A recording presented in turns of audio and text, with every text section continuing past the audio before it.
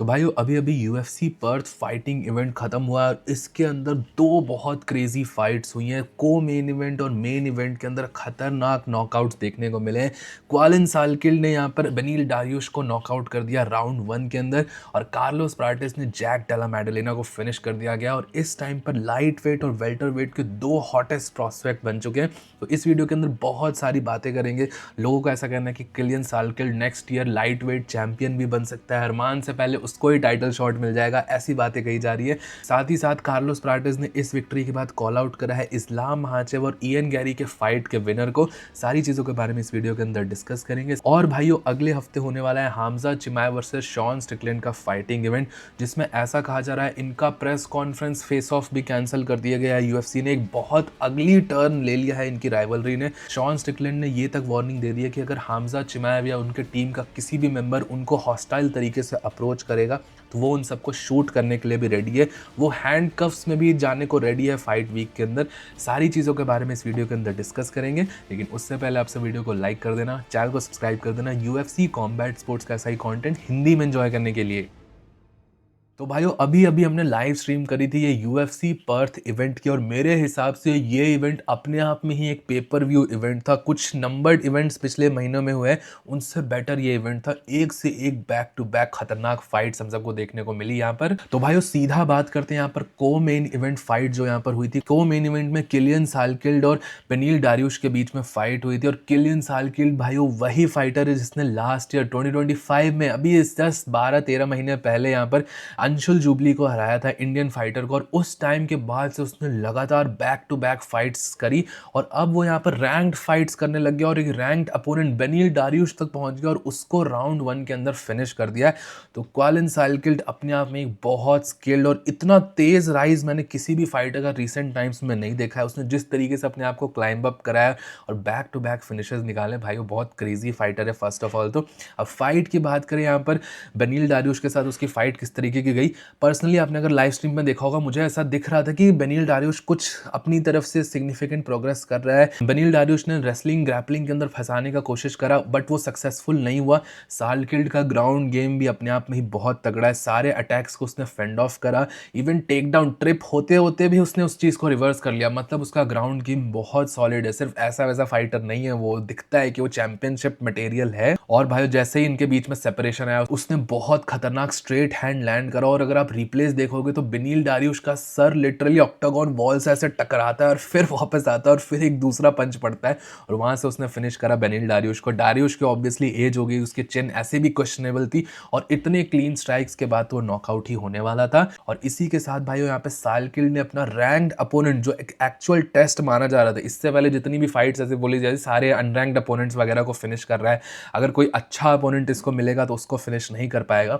सालकिल्ड ने इन सारी चीज़ों को यहाँ पर ख़त्म कर दिया, इन सारे डाउटर्स को यहाँ पर साइलेंट करा है, एक रैंक्ड अपोनेंट को इतनी अच्छी तरीके से फिनिश करा है। और मेरे हिसाब से भाइयों अब यहाँ पर किलियन सालकिल्ड को टॉप 5 टॉप 7 अपोनेंट भी दिया जा सकता है। अब मैंने देखा था कि बहुत सारे लोग बोल रहे हैं कि किलियन सालकिल्ड इलिया टोपुरिया को भी हरा देगा, ये क्वेश्चन यहाँ पर डाला जा रहा है। तो मेरे हिसाब से यार देखो, इलिया टोपुरिया एक अलग चीज़ है, किलियन सालकिल्ड ने अच्छी फाइट निकाली, उसको क्रेडिट दे सकते हैं, बट वो अलग है। इलिया टोपुरिया इज समथिंग डिफरेंट, अलग लेवल है उसका।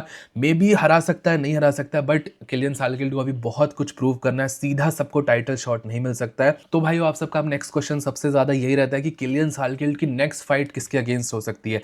अब यहाँ पे कुछ ऑप्शंस जो मुझे लगते हैं कि जो सबसे अच्छे फाइट मैचअप्स बन सकते हैं। अब सीधा टॉप 5 में फिलहाल मुझे नहीं लगता अपोनेंट मिलेगा, उसके भी डिस्कशन करेंगे। अभी के हिसाब से भाई मरीसियो रफी इस टाइम पर एक बहुत सॉलिड कंटेंडर है, दोनों ही स्ट्राइकिंग करते हैं, दोनों की स्ट्राइकिंग देखने में बहुत मजा आएगा। तो वो एक striking prowess versus striking prowess का यहाँ पर मैचअप हो सकता है। फिर रफायल फिजीव की इस टाइम पर किसी के साथ फाइट बुक नहीं है, वो भी लॉस लेके आ रहा है, उसको भी अपनी पोजीशन सॉलिडिफाई करनी है और वो बहुत इंटरेस्टिंग स्ट्राइकर रहेगा यहाँ पर। रफायल फिजीव और किलियन सालकिल्ड की फाइट भी इस टाइम पे बहुत सेंस बनाती है। और भाइयों यूएफसी अगर सोच रही हो किलियन सालकिल्ड को हैवी पुश करने का, उसको सीधा टॉप स्टार बनाने का, तब यहाँ पे चार्ल्स ओलिवेरा के साथ भी उसकी फाइट बनाई जा सकती है। मुझे ऐसा लगता है चार्ल्स ओलिवेरा वर्सेस किलियन सालकिल्ड, सालकिल्ड को actual high level UFC fight experience भी दे दिया जाएगा। और वो जो थोड़े बहुत डाउट्स भी है इस टाइम पे भी बहुत सारे लोग बोल रहे हैं बेनिल डारियुश एक बूढ़ा फाइटर था, उसकी कोई क्वेश्चनेबल थी, वो सारी चीज़ें भी सॉर्ट हो सकती हैं। ये एक बहुत इंटरेस्टिंग फाइट बनाएगा। बीएमएफ टाइटल भी है फिलहाल यहाँ पे चार्ल्स ओलिवेरा के पास। तो सालकिल्ड वर्सेस चार्ल्स ओलिवेरा का मैच मेरे हिसाब से सेंस बनाता है। बाकी आप सबका क्या सोचना है इस बारे में मुझे नीचे कमेंट सेक्शन में ज़रूर बताइएगा। अब बात करते हैं यहाँ पर मेन इवेंट फाइट हुई थी। कार्लोस प्राटेस ने फाइट के अंदर जैक डेला मेडेलिना को टेक्निकली टैक्टिकली आप कहो बहुत एक क्लिनिकल ब्रेकडाउन करा और एक बहुत बुरी बीटिंग डाली है जैक डेला मेडेलिना पे। मेरे को बिल्कुल भी एक्सपेक्टेड नहीं था। ऑब्वियसली भाई मैंने कोई प्रेडिक्शन नहीं दी इस वीडियो के अंदर, बट मैं ऐसा एक्सपेक्ट बिल्कुल नहीं कर रहा था कि इतना बुरा डोमिनेशन यहाँ पर जैक डेला मेडेलिना का होगा। अब भाई कार्लोस प्राटेस की यूएफसी के वेल्टरवेट डिवीजन में सबसे बड़ी एडवांटेज उसकी रीच है। इस टाइम पर जिस लेवल की उसकी लेग्स लॉन्ग है, बहुत अनयूजुअल तरीके से लंबे उसके लेग्स है, वो नीज भी थ्रो करता है तो वो सीधा ऐसे एक प्रॉपर जैब या एक प्रॉपर पंच के रेंज पे जाता है वो नी, और किसी भी तरीके से एक दूर वाले अपोनेंट को भी कनेक्ट कर देता है। जब भी कोई फाइटर उसकी रेंज को कट करने आता है वो सीधा नी थ्रो करता है और फाइटर्स को कैच करता है उस नी से। इसके कारण फाइटर्स उसके रेंज पे खेलते हैं और रेंज पे जो भी उसके साथ खेलता है उसको वो बहुत ईजी तरीके से ब्रेक डाउन करता है। इस फाइट के अंदर जैक डेला मेडेलिना वर्सेस कार्लोस प्राटेस एक बॉक्सर वर्सेस मुआ थाई फाइटर की फाइट थी और मुआ थाई फाइटर ने इस बार बाजी मार ली है। और जो सबसे बड़ा गेम चेंजर मुझे इस मैचअप का लगा वो ये था कि जैक डेला मेडेलिना की लेग्स को अटैक करा। जो उसका लीड लेग था काफ किक से फर्स्ट राउंड में ही बहुत बुरी तरीके से डैमेज कर दिया था। फिर उसको अपना स्टांस स्विच करना था, ऑर्थोडॉक्स स्टांस में फाइट कर रहा था जो कि उसका मेन स्टांस नहीं है और उसके कारण उसको प्रॉब्लम्स हुई। जेडीएम ने स्टार्टिंग में अच्छा गेम प्लान लेके आए थे। स्टार्टिंग में उन्होंने कार्लोस प्राटेस को पुश करा, उसको बैक डाउन करा और फर्स्ट राउंड के 2 मिनट तक अच्छी फाइट करी, बट प्राटेस ने यहाँ पर उसका लीड लेग ही डैमेज कर लिया। फिर भाई वो जेडीएम ने यहाँ पर एक और बहुत बड़ी गलती करी। रीच कट करने के लिए उसके पॉकेट में जाने के लिए उसने स्ट्राइक्स यूज़ नहीं करी, वो कवर अप करके स्ट्राइक उसके पॉकेट में जाने का कोशिश कर रहा था और वो भी बहुत बड़ी गलती थी। मुझे ऐसा लग रहा था बहुत सारे हैवी शॉट्स ले लिए थे जेडीएम ने। इवन दो आप ब्लॉक कर रहे हो, यहाँ पर ब्लॉक हो रहा है, बट एमएमए के ग्लव्स भाई उतने ज़्यादा बड़े नहीं होते और उससे बहुत ज़्यादा पैडिंग होती नहीं, तो शॉट्स बहुत ज़्यादा अब्जॉर्ब नहीं होते। इवन आपके उन्हें ब्लॉक कर रखा है फिर भी वो शॉट्स फील हो रहे थे यहाँ पे जेडीएम को और अल्टीमेटली उनका लेग भी डैमेज हो गया था और यहाँ पे टीकेओ विक्ट्री ले ली कार्लोस प्राटेस ने। अब भाई मेरे हिसाब से तो ये प्रॉपर बुली वाली परफॉर्मेंस थी। यहाँ पर जेडीएम को हर तरीके से डिस्ट्रॉय करा। कार्लोस प्राटेस की भाई पूरी तरीके से तारीफ करनी चाहिए। ये सिर्फ कोई फ्लैशी फाइटर नहीं है या जिसने 1-2 विक्ट्रीज निकाल ली अनरैंक्ड अपोनेंट को हरा के। ये एक प्रॉपर फाइटर है और टाइटल कंटेंडर है। आज से इस फाइट से पहले मैं पूरी तरीके से इसको टाइटल कंटेंडर नहीं मान रहा था। लियोन एडवर्ड्स को हरा दिया था, उसके बाद इसकी पोजीशन बहुत सॉलिडिफाई हुई थी, बट जेडीएम को हरा दिया। लियोन अपने प्राइम से जा चुका था, बट जेडीएम को हरा देना इस तरीके से ना राउंड 1 के अंदर हरा देना बहुत क्रेजी चीज होती है यहाँ पर। और इसलिए भाई मैं यहाँ पर कह रहा हूँ कि कार्लोस प्राटेस एक टाइटल कंटेंडर और उसने यहाँ पर कॉल आउट भी करा है। अब कार्लोस प्राटेस ने एक बहुत इंटरेस्टिंग चीज बोली अपने इंटरव्यू के अंदर। उसने बेसिकली बोला कि वो ईएन वर्सेस माकाशेव वाली फाइट का विनर होगा, उसको फाइट करना चाहता है। बट इस टाइम पर ईएन गैरी वर्सेस माकाशेव की फाइट ऑफिशियली अनाउंस नहीं हो चुकी है, तो मे भी शायद ये फाइट फिक्स हो चुकी हो। कार्लोस प्राटेस को कुछ इनसाइडर इन्फॉर्मेशन हो तो उसने इस चीज़ को बोला है, बट ये फाइट की ऑफिशियल अनाउंसमेंट फिलहाल नहीं हुई है। लेकिन उसका ऐसा कहना है कि ईएन वर्सेस इस्लाम के विनर से फाइट करेगा। अब बहुत सारे लोग भाई मुझसे लाइव स्ट्रीम पे पूछ रहे थे कि क्या यहाँ पर कार्लोस प्राटेस इस्लाम महाचेव को हरा सकता है। ये एक बहुत बड़ा क्वेश्चन है। अब मेरे हिसाब से पर्सनली भाई मुझे ऐसा लगता है जेडीएम को जिस तरीके से उसने हराया था, इस्लाम महाचेव को 5 राउंड लगे जेडीएम को हराने में और कार्लोस प्राटेस ने उसको 3rd राउंड के अंदर फिनिश कर दिया, तो बहुत बड़ा डिफरेंस है। इससे ये चीज प्रूव होती है कि कार्लोस प्राटेस पे स्ट्राइकिंग बहुत तगड़ी है। बट भाई क्वेश्चन यही रहेगा, सवाल हमेशा वही रहता है कि क्या वो इस्लाम के ग्राउंड गेम को रोक पाएगा। जेडीएम भी अपने आप में ही अच्छा स्ट्राइकर था, वो नहीं रोक पाया। कार्लोस प्राटेस क्या टेक डाउन होने से बच सकता है? इस मैच के अंदर जेडीएम ने कार्लोस प्राटेस को टेक डाउन कर लिया था, तो भाई ये चीज तो श्योर है कि इस्लाम भी कार्लोस को टेक डाउन कर लेंगे और कार्लोस को टेक डाउन कर लिया एक बार तो क्या वो वापस से खड़ा हो पाएगा। बट स्टिल भाई मैं ये चीज कहूंगा कि ये एक बहुत कॉम्पिटिटिव फाइट होगी। इस मैचअप में इस्लाम को काफी खतरा होगा कार्लोस प्राटेस से, क्योंकि इसके पास भाई वो लेजेंडरी नॉकआउट पावर है जो वो एक शॉट में किसी को फिनिश कर सकता है, वो इसके पास है। और साथ ही साथ जो सबसे बड़ी एडवांटेज यहाँ पे कार्लोस को रहेगी कि वेल्टर वेट डिवीजन के हिसाब से बहुत बड़ा फाइटर है। इसके पास इस्लाम के अगेंस्ट बहुत सॉलिड रीच एडवांटेज होगी और ये रीच का एडवांटेज यूज करके ये सारे छोटे फाइटर्स को बुली करता है। जेडीएम भी काफी छोटा लग रहा था जाते इसके सामने, और इस्लाम महाचेव की हाइट वेट भी जेडीएम के अकॉर्डिंग ही होगी, तो उनको रीच क्लोज करने में और टेक डाउन्स लेने में बहुत सारी प्रॉब्लम्स हो सकती हैं। तो ओवरऑल भाइयों मेरे लिए तो ये कॉम्पिटेटिव फाइट होगी जेडीएम वर्सेस प्राटिस। बाकी भाइयों अब आप सब अपना ओपिनियन मुझे नीचे कमेंट सेक्शन में बताइएगा, आपके हिसाब से क्या कार्लोस प्राटिस इस्लाम महाचेव को टक्कर दे पाएगा? ये जेडीएम वाली फाइट देखने के बाद आप सबको क्या लगता है मुझे नीचे कमेंट सेक्शन में जरूर बताइएगा। अब भाइयों यहाँ पर डिस्कस करते हैं यूएफसी 328 के बारे में। अगले हफ्ते होने वाला है हामजा चिमाएव वर्सेस शॉन स्टिकलैंड का एक बहुत बड़ा title fight middle weight division का। लेकिन भाइयों जैसा मैंने आप सबको इस पूरे फाइट के अनाउंस होते ही बताया था कि ये राइवलरी एक बहुत अगली टर्न लेने वाली है, और वही चीज भाइयों यहाँ पर हुई है। शॉन स्टिकलैंड और हामजा चिमाएव के बीच में बहुत ब्रूटल ट्रैश टॉकिंग स्टार्ट हो चुकी है।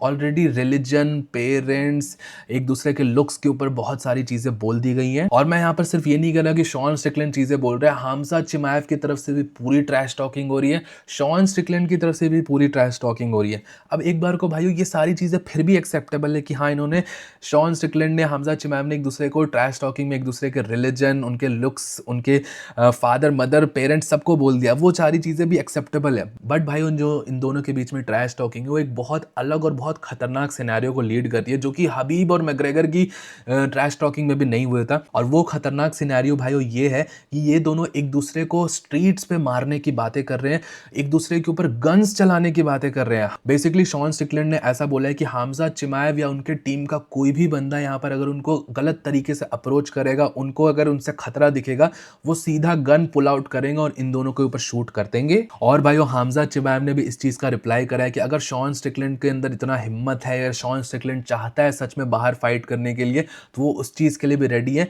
और हामजा चिमाएव का बेसिकली ऐसा कहना है कि शॉन स्टिकलैंड डरा हुआ है और इसलिए वो ये सारी स्टेटमेंट्स दे रहा है। और उनका ऐसा कहना है कि अगर स्ट्रीट्स पे शॉन स्टिकलैंड उनको मिल गया तो एक बहुत डिफरेंट सिनेरियो होगा, वो शॉन स्टिकलैंड को खत्म भी कर देंगे। तो आप देख रहे हो भाइयों हबीब वर्सेस मैग्रेगर में भी एक दूसरे को बहुत सारी चीजें बोल रहे थे, बट कभी यहाँ पर ऑक्टागोन से बाहर जाके एक दूसरे को मारने की बातें नहीं कर रहे थे। बट यहाँ पर शॉन स्टिकलैंड और हामजा चिमाएव दोनों ही एक तो एक अलग ही तरीके के मेंटालिटी के फाइटर्स हैं।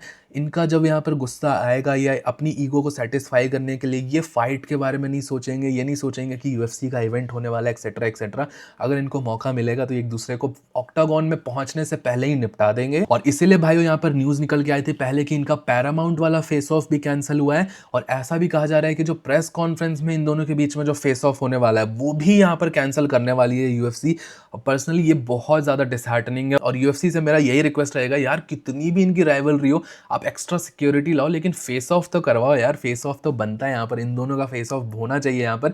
अब शॉन स्टिकलैंड ने बेसिकली ऐसा अक्यूज करा है यूएफसी को कि वो हामजा चिमाएव से उनका इंटरेक्शन लिमिट कर रही है, और वो हामजा चिमाएव से ज़्यादा उनको मिलने नहीं दे रही है। इनके बीच में जो भी हर यूएफसी फाइट में होता है वो चीज़ यहाँ पर फॉलो नहीं करी जा रही है, क्योंकि उनको डर है, यूएफसी को कहीं ना कहीं ये चीज़ डर है कि शॉन स्टिकलैंड कुछ ऐसी चीज़ें ज़रूर कर देगा, मे बी गन भी फायर कर सकता है यार, वो बहुत सनकी है। उसने फाइट से कुछ दिन पहले ड्रिकस डुप्लेसिस को क्राउड में अटैक कर दिया था, क्योंकि शॉन स्टिकलैंड को भी कोई केयर नहीं है। उसको जब एक्चुअल गुस्सा आएगा, और हामजा चिमाएव ने उसके फादर को भी मेंशन कर दिया है, लास्ट टाइम डीडीपी ने उसके फादर को मेंशन करा था तो उसने डीडीपी को अटैक कर दिया था, और इस टाइम पे हामजात ने भी वो चीज़ कर दी है, तो डेफिनेटली अटैक कर सकता है, कोई वेपन रख सकता है, किसी वेपन से हामजा चिमाएव और उनकी टीम को अटैक कर सकता है। तो ये सारी चीज़ें यहाँ पर चलने वाली हैं, और शायद भाई इसी खतरे के कारण यहाँ पर यूएफसी ने इन दोनों के जो इंटरेक्शन है उसको कम कर दिया है। बाकी आप सबका क्या सोचना है इस बारे में? ये राइवलरी मेरे हिसाब से बहुत खतरनाक टर्न लेने वाली है। अभी 2 दिन के अंदर फाइट वीक स्टार्ट होने वाला है, और इन दोनों को यूएफसी बिल्कुल ही सेपरेट रखने वाली है, वरना बहुत बड़ा इंसिडेंट यहाँ पर हो जाएगा। आप सबका जो भी सोचना है इस बारे में मुझे नीचे कमेंट सेक्शन में जरूर बताइएगा। टिल देन वीडियो पसंद आया हो तो प्लीज वीडियो को लाइक, चैनल को सब्सक्राइब कर दीजिएगा। मिलता हूँ आप सबको नेक्स्ट वीडियो में अगले अपडेट के साथ। Bye bye.